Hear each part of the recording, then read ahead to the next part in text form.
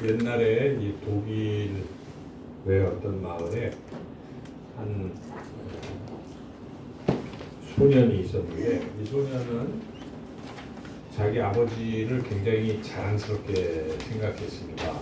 그래서 아버지를 이렇게 존경하고 늘 그랬는데, 그 아버지는, 이 소년은 이제 독일에서 살고 있지만 유태인이었고, 그 아버지는 유대교의 어떤 그의 아주 독실한 사람인지라 이 모든 것을 지키면서 이 자녀들과 함께 이제 유대교를 잘 믿고 살았습니다. 그러다가 이제 이사를 가게 됐습니다. 근데 이사를 가는데 마침 그 마을에는 유대교 회당도 없고 아무것도 없었습니다. 그래서 이 아버지가 자식들을 이제 가족들을 모아놓고 이야기합니다. 우리가 여기에는 유대교가 없으니까 오늘부터 개종을 하겠다. 마침 이 독일에 루터교가 있으니까 루터교로 개종을 하겠다. 이렇게 선언을 합니다. 그러자 이제 아버지를 존경했던 아들 소년이 아버지에게 여쭤봅니다. 아버지, 왜 무슨 이유가 있어서 우리가 개종을 하나요? 그랬더니 여기서 또 사업을 해야 돼. 뭐 이렇게 얘기를 했는데, 그 아들에게는 굉장히 큰 충격이었습니다.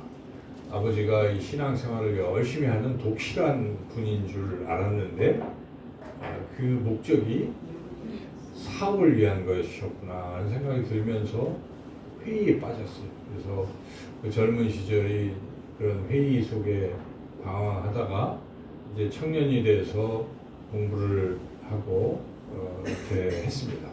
그래서 이 철학 박사 학위를 받고 그랬는데, 그 책 이름이 범철학 비판이라는 책인데, 그 내용이 이제 그런 내용입니다. 첫째, 하나님은 없다.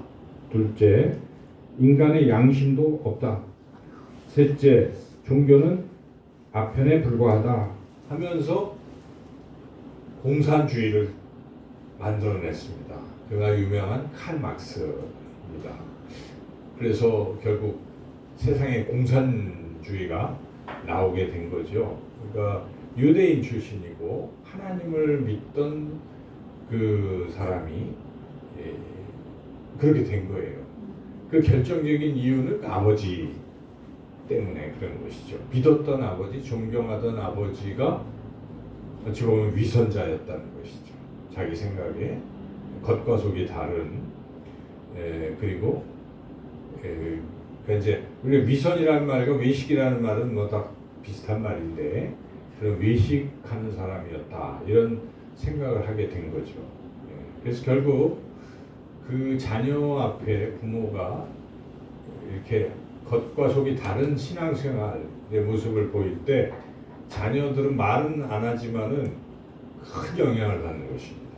결국 인생이 바뀌는, 뭐 신앙을 버리기도 하고 다른 길을 택하기도 할 수 있다 하는 것이죠. 그만큼 이 위선, 이런 가식, 외식은 참 무서운 것입니다.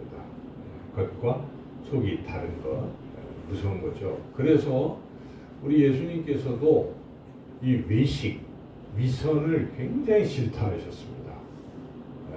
다른 사람들은 그냥 이렇게 넘어가시는데, 이 부분에 대해서는 굉장히 싫어하시는 것이죠. 그래서 뭐 독사의 자식들아 이렇게 아주 신랄을 하시기도 하시고 그렇습니다. 그래서 오늘 이 본문 말씀에도 이 외식하는 이런 바리새인과 서기관들을 향해서 우리 예수님께서 준엄하게 꾸짖고 계신 것입니다. 오늘 우리가 읽었던 이 본문 가운데에 우리 6절 말씀 같이 한번 읽어보겠습니다. 7장 6절 말씀 시작. 이르시되 이사야가 너희 외식하는 자에 대하여 잘 예언하였도다 기록하였으되 하고 쭉 이어지고 있어요. 그래서 지금 바리새인과 서기관들을 향해서 외식하는 자라 말씀하시면서 이제 시단하고 계신 것이죠. 이만큼 우리 예수님은 외식하는 것을 싫어하십니다. 또 외식하는 것은 결국 자녀들에게도 참 나쁜 영향을 미칠 수 있다 하는 것이죠. 이 외식이라는 것에 대해서 예수님은 비단 이 오늘 읽었던 본문뿐만 아니라 복음서 여러 곳에서 매우 질타하시는데, 예를 들어서 마태복음 23장 13절부터 그 중에 한 부분이 이런 말씀입니다. 화 있을진저 외식하는 서기관들과 바리새인들이여, 너희는 천국문을 사람들 앞에서 닫고 너희도 들어가지 않고 들어가려 하는 자도 들어가지 못하게 하는 도다. 예, 이렇게 아주 일종의 저주하신 것이죠. 화로다 하는 것은 저주하는 것이죠. 그래서 이렇게 외식하는 자에 대해서 우리 예수님이 굉장히 싫어하신 것인데, 외식은 말 그대로 겉으로는 번지르하지만 그 속은 다른 것이죠.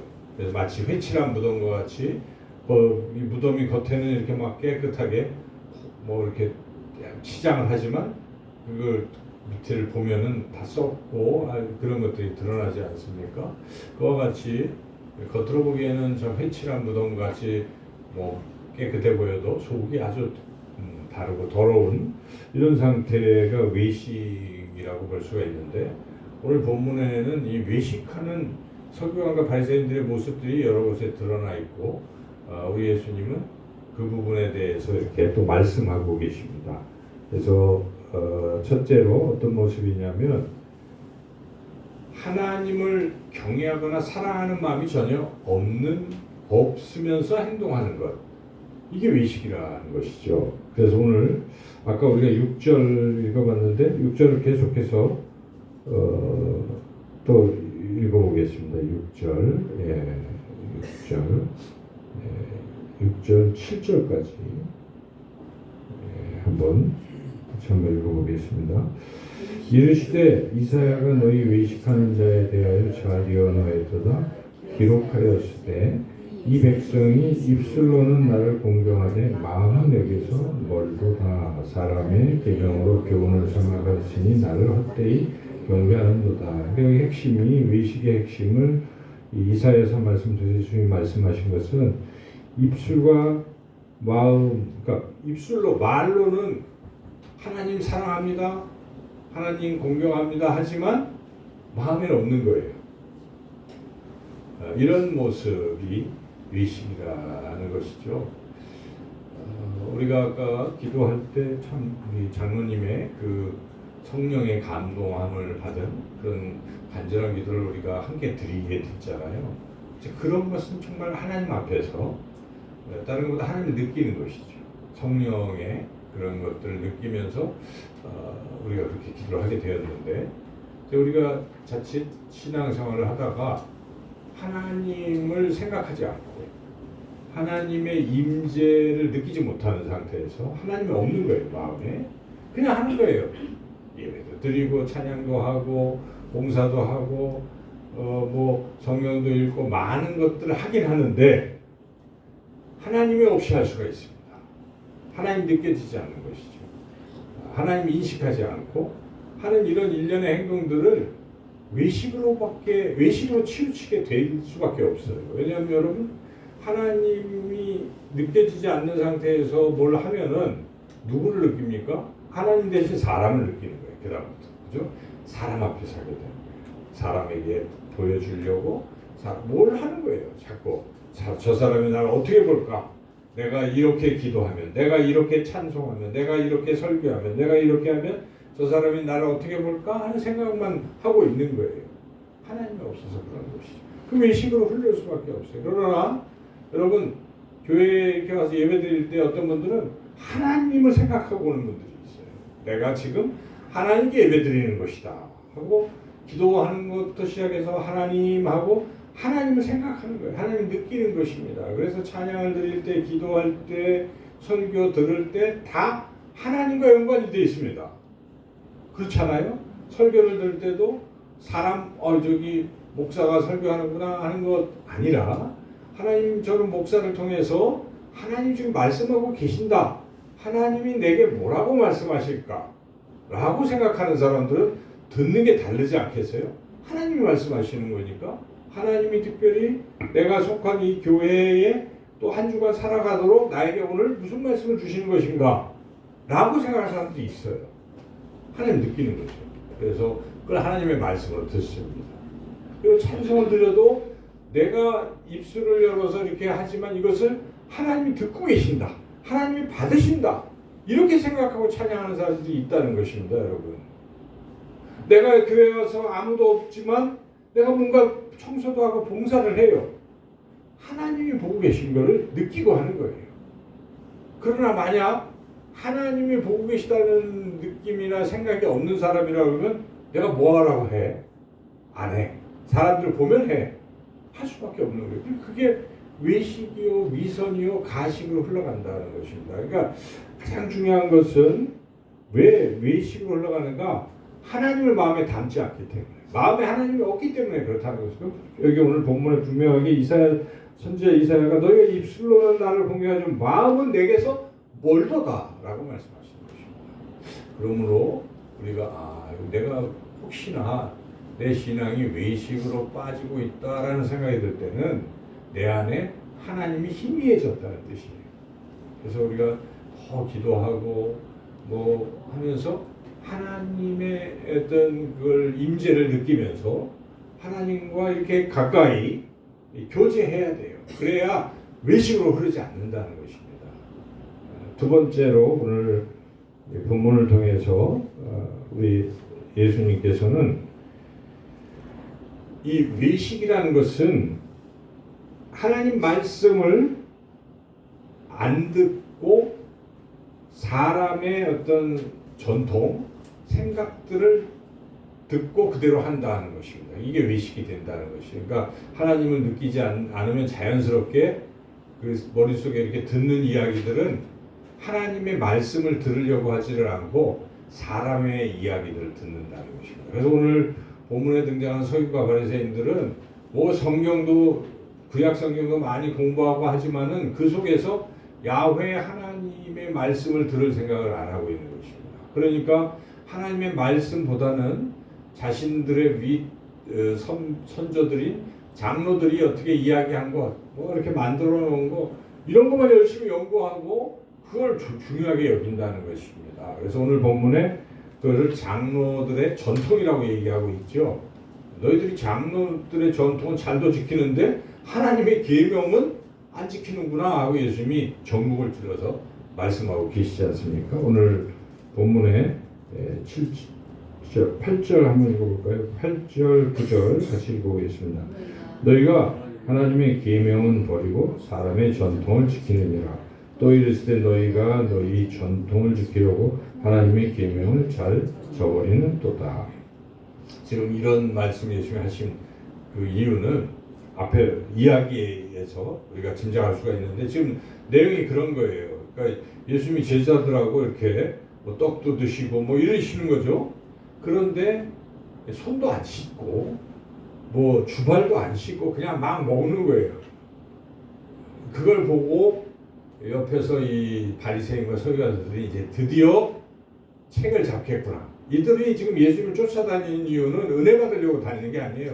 뭐 잘못하나 요거 지금 책 잡으려고 앞에서부터 쭉 읽어보면 끊임없이 그런 짓을 하고 있는 것이고 앞으로도 그렇게 하다가 나중에 예수님 십자가에 못 박는 일까지 하죠 이들이. 그런데 지금 한 그 중간에 또 역시 보니까 제자들 하는 거 봐라.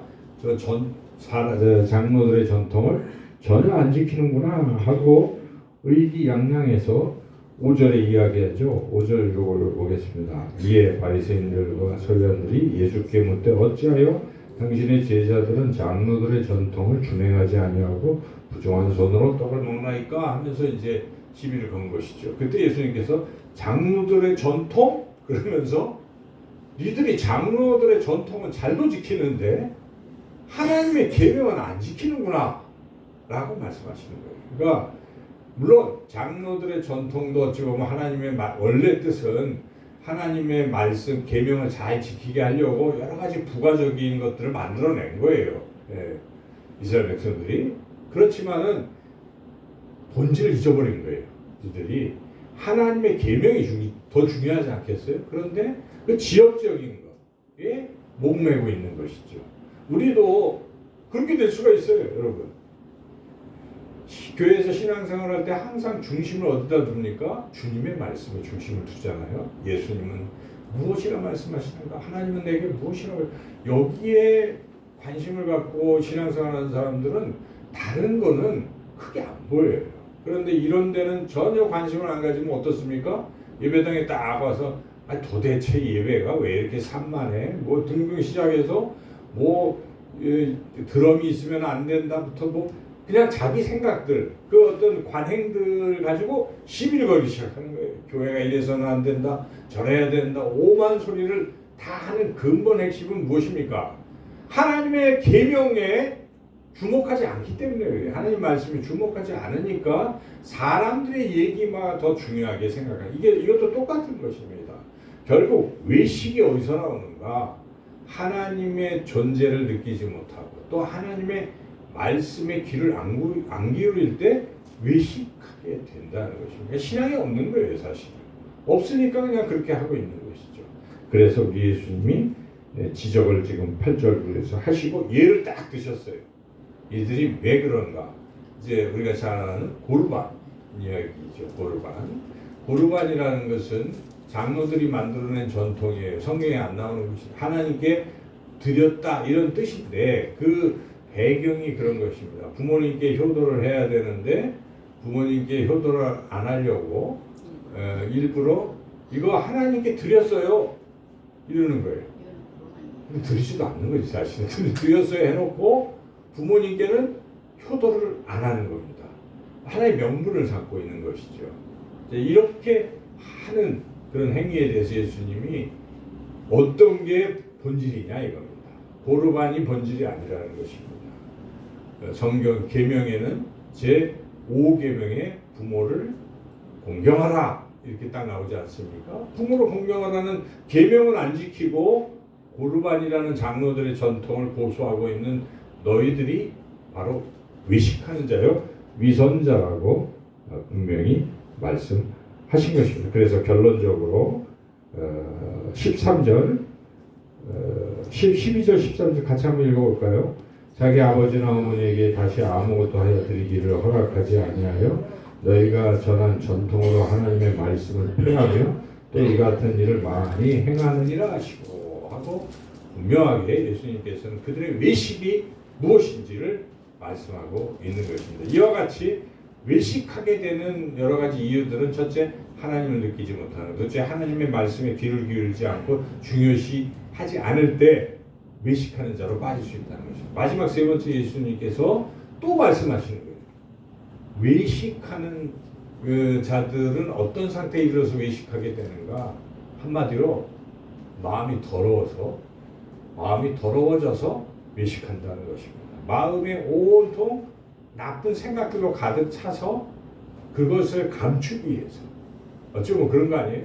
그 마음의 모든 더럽고 추악한 생각들을 감추기 위해서 겉으로 행동으로는 그럴듯하게 하려고 하는 외식이 드러난다는 것이에요. 그러나 여러분, 마음이 깨끗한 사람들은 남에게 뭘 감출 필요가 없어요.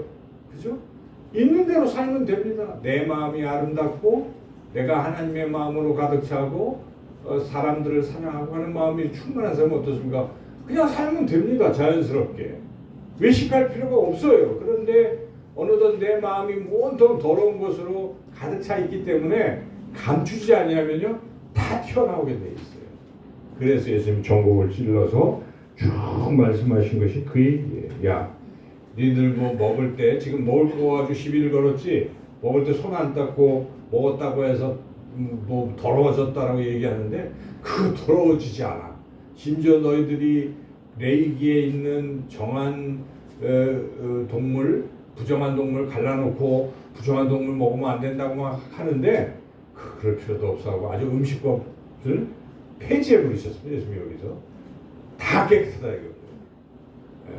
하나님이 만드신 것은 하나님이 거룩하게 해서 다 깨끗하니까 그거 갖고 더러워질 리가 없다. 아무거나 먹어도 된다. 이렇게 파격적인 말씀까지 하시는 거예요. 그게 사람을 더럽히는 게 아니라는 거예요. 무엇이 사람을 더럽히는가? 입에서 나오는 마음에서 나오는 것들이 사람을 더럽힌다라고. 들어가는 음식이 더럽히는 게 아니라 마음속에 있는 더러운 생각들이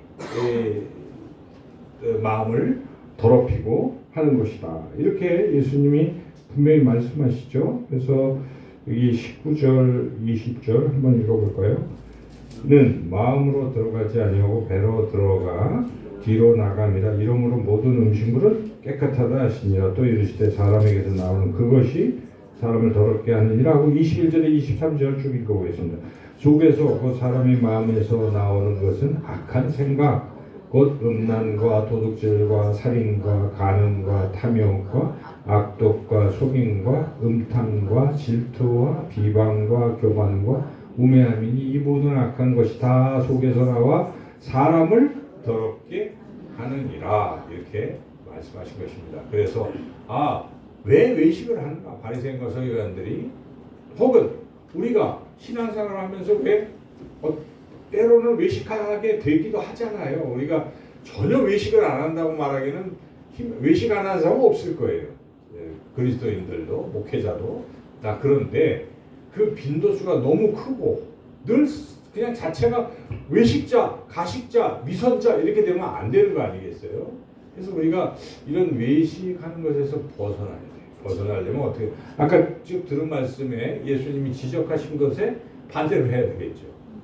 반대로 해야 우리가 외식에서 벗어날 수가 있어요. 첫째는 하나님의 임재를 우리가 느껴야 돼요. 임재를 느끼는 시간이 많아져야 됩니다, 여러분.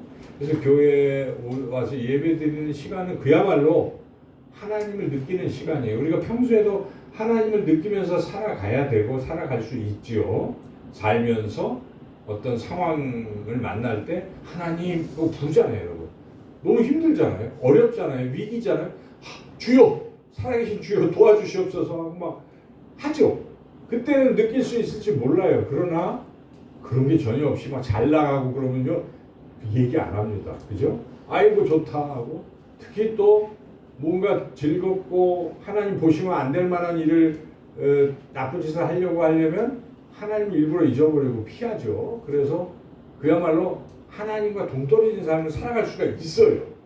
그래서 우리가 그나마 일주일에 한 번이라도 예배당에 오는 거예요. 그죠? 하나님 그렇게 만드셨어요. 인간을 아시니까. 야, 너희들 내가 다 아는데 그래도 최소한 주일날만큼 와서 내 앞에 와라. 이것입니다. 그래서 주일날 예배를 좀 제대로 드린다고 하면 하나님 앞에 딱 나오는 순간 하나님이 느껴지기 시작하잖아요. 그래서 최소한 이것도 못 느낀다 그러면 이건 그야말로 신앙이 없는 것이죠. 그래서 하나님하고 여러분들이 예배당에 딱 보면 그래도 머리 숙여서 한 1분 또는 기도하잖아요. 근데 뭐라고 기도하실까요? 하나님 부르잖아요. 하나님 제가 왔습니다. 오늘 또 하나님께 예배 잘 드리게 해주세요. 이렇게 등등, 또는 제가 어려운 일이 있는데 도와주세요. 짧은 시간이면 그때 이런저런 기도도 하고 그럴 수 있어요. 어쨌든 우리가 주일날 이 시간만큼은 하나님을 만나게 되고 하나님을 느끼게 되는 거예요. 하나님의 임재 속에 들어갈 수 있는 굉장히 좋은 기회가 되는 것입니다. 그래서 우리가 이 주일을 자꾸 까먹으면은 그 임재 횟수가 줄어들고 그러면 안 되는 거예요. 그래서 어떤 일이 있어도 내가 예배는 드려야지. 결단해야 돼요. 자기 인생에. 그게 살 길입니다. 아까 옳은 길 따라 의의 길. 그죠? 그 길은 우리가 하나님께 예배 드리는 데 있다고 저는 믿어요. 그래서 여러분 예배 시간에 다른 거 그래도 예배 참석만 해서 중요한 게 아니라 하나님을 느끼는 시간이구나. 하나님을 만나는 시간이다. 이런 생각을 가지고 예배 진정을 다 하면 우리가 외식에서 벗어날 줄로 믿습니다. 두 번째는 말씀을 잘 들어야 돼요. 말씀을. 그래서 예수님께서 지금 이 외식에 대해서 이렇게 저렇게 말씀하시다가 굉장히 중요하다. 너희들이 말을 잘 들어야 된다 하는 걸 강조하십니다. 중간에 앞에 이런 사건을 이야기하고 여러분 14절 이제 또 본격적으로 이 말씀하시기 전에 14절 말씀하시죠. 14절 같이 읽어보겠습니다. 무리를 다시 불러 이르시되 너희는 다 내 말을 듣고 깨달으라. 다 듣고 깨달으라. 이게 굉장히 중요한 것이죠. 예수님이 너무 중요하니까 야 와서 내 말을 잘 들어라. 그리고 깨달아라. 깨달아도 굉장히 중요합니다. 여기 듣긴 듣는데 깨닫지 못하는 사람들이 많아요. 앞에서부터 계속 마가복음에서는 예수님 그걸 탄식하시거든요. 특히 제자들에게 너희들이 아직도 깨닫지 못하느냐. 뭐 비유로도 설명해 주시고 아직도 깨닫지 못하느냐. 저기 소경 바디메오는 깨닫는데 너희들은 못 깨닫느냐. 심지어 십자가에 가면 그렇게까지도 말씀하시거든요. 그러니까 이 깨달음이 굉장히 중요한데 깨닫지 못할 수가 있어요. 그런데 깨닫기 전에 먼저 할 일은 말씀을 듣는 일이고 듣는 거 없이 어떻게 깨달음이 오겠습니까? 그래서 이 듣고 깨닫는 훈련이 굉장히 중요한데 여러분들이 뭐 물론 날마다 성경을 묵상하고 주님의 말씀을 읽고 그리고 깨닫고 이런 삶을 살아가시겠죠. 그런데 주일날은 더 중요한 시간이라고 저는 생각해요. 주일날, 주일 예배를 통해서 특히 설교 시간에 여러분들은 하나님의 말씀을 듣는 시간이고 깨닫는 시간이에요. 그래서 목회자는 말씀만 이야기하는 것이고 이 말씀을 잘 이해할 수 있도록 설명해 주는 시간이 설교예요. 설명하는 시간이에요. 다른 게 아니에요. 그러니까 목사의 무슨 개인 주관을 펼치는 시간도 아니고 그냥 성경 본문을 설명하는 거예요. 그래서 깨닫게 도와주는 것입니다. 그런데 이 소중한 시간들을 게을리하게 되면 외식하는 자로 빠지는 거예요. 그래서 여러분 듣는 훈련, 깨닫는 훈련은 매우 중요합니다. 그래서 예배 시간이 길든 짧든 딱 앉으면 잘 듣고 듣는 훈련 잘 하시고 성령께서 깨닫게 해주시기를 사모하면서 하시면 듣고 깨닫는 게 딱 되면 그 다음에 어떻게 해요? 하나님의 말씀이 내 안에 들어오고 말씀대로 이렇게 살게 되기 때문에 의식하지 않게 됩니다. 근데 이게 안 들어와 있는 사람들은 뭐가 들어오겠습니까? 장로들의 전통, 사람들의 생각, 상식이 막 들어오는 거예요. 그래서 그걸로 판단하게 되는 것입니다. 그러므로 외식하는 행동을 하게 되는 하나님과 상관없는 이야기를 자꾸 교회에서도 하게 되고 세상에서도 하게 되고 가정에서도 하게 된다는 것입니다. 그러므로 이 14절에 있는 대로 하나님의 말씀을 잘 듣고 깨닫는 게 꼭 필요합니다. 그리고 마지막으로는 우리 마음에 하나님의 마음으로 채우는 게 참 중요하지 않겠습니까? 그래서 예수님께서 너희 마음을 좀 정결케 하라 하는 뜻에서 먼저 하시면 니네 마음 너무 더럽다 또 말씀하신 것입니다. 먹는 거 이거 갖고 사람 더러워진 게 아니라 마음이 이미 더러워진다는 것입니다. 사람의 마음에는 여기에 악한 생각부터 시작해서 음란, 도둑질, 살인, 간음, 탐욕, 악독, 속임 등등등등 이러한 것들이 사람들의 마음을 더럽혔다는 것입니다. 그렇습니다. 우리가 살다 보면 이런저런 생각들이 자꾸 들어오잖아요. 그런 생각들이 어느덧 내 마음에 머물기 시작하면 내 마음이 어떻게 됩니까? 온통 근심, 그죠? 염려, 또 좀 나쁜 생각 이런 것들을 막 찰 수가 있어요. 네. 물론 우리가 스치듯이 찰 수는 있어요. 머리에 새가 잠깐 앉을 수는 있어요. 근데 계속 있게 하면 안 돼요. 쫓아버려야 돼요. 그래서 성경은 끊임없이 마음을 비우라고 말씀하신 것입니다. 이 마음, 더러워진 마음 비우라는, 새롭게 하라는 것입니다. 그래서 다윗도 잠시 밧세바 자기 충성스러운 신하의 아내를 탐해가지고 음란한 마음을 품고 우리아를 죽이면서까지 그런 더러운 짓을 했어요. 그러니까 뭐 마음이 아주 악하지 않아요. 그렇지만은 그가 선지자 나다니 네가 잘못했다라고 지적할 때 하나님 말씀을 들은 거죠. 그때 회개해요. 회개하고 울면서 기도합니다. 시편 51편을 여러분이 읽어보면 그때 다윗이 한 얘기가 하나님이시여 내 속에 정한 마음을 창조하소서. 정하다는 건 깨끗한 마음. 더러워진 이 마음을 사라지게 해주시고 깨끗한 마음 되게 해주세요 라고 간절히 기도했다는 것입니다. 우리도 그렇게 기도해야 돼요. 우리가 한 주간 살다가 또 이렇게 쌓인 마음들을 회개할 필요가 있지 않습니까? 예배의 순서를 보시면 왜 그 회개의 기도문을 자꾸 읽고 있는가? 또 회개의 기도문을 읽은 다음에 각자 하나님과 나만이 하는 죄를 또 고백하고 있는가? 마음이 정결해지기 위해서 하는 겁니다, 여러분. 이 내 안에 뭐가 있는지도 모르는 사람들은 그냥 깨끗한 줄 알고 살아가는 거예요. 그러나 한번 고백하다 보면 참 더럽고 추악한 마음들. 주님, 지난주에 어떤 순간에 제가 욕도 했고 나쁜 생각도 품고 이런 것들이 있잖아요.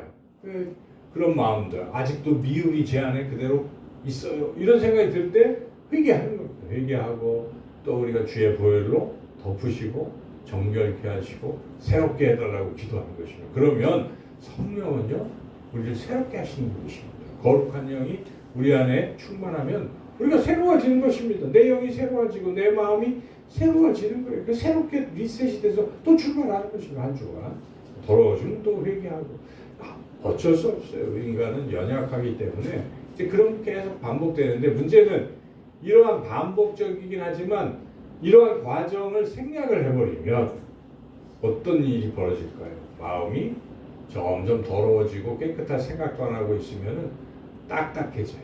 굳은 마음이. 굳은 마음은 뭡니까? 이런 말을 들어도 내가 뭘 잘못했어? 들리지도 않아요. 그냥 아주 그러면 끝나는 겁니다. 마음이 어느 정도 굳어버리면 끝나요. 그때쯤 되면은 이게 갈아엎지 아니하면 안 될 정도가 되는 것이죠.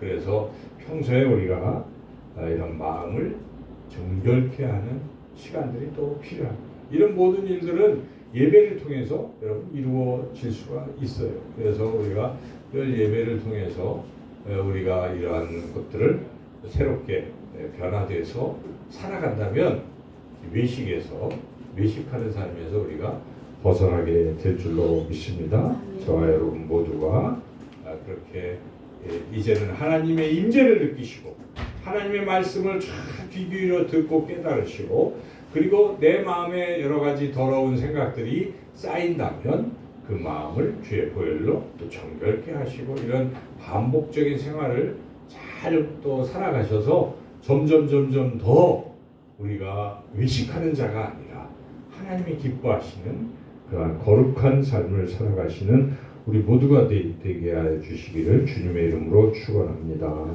하나님 감사합니다. 우리 주님이 가장 싫어하는 외식에서 우리가 벗어나게 하여 주시옵소서. 예수님의 이름으로 기도드리옵나이다. 아멘.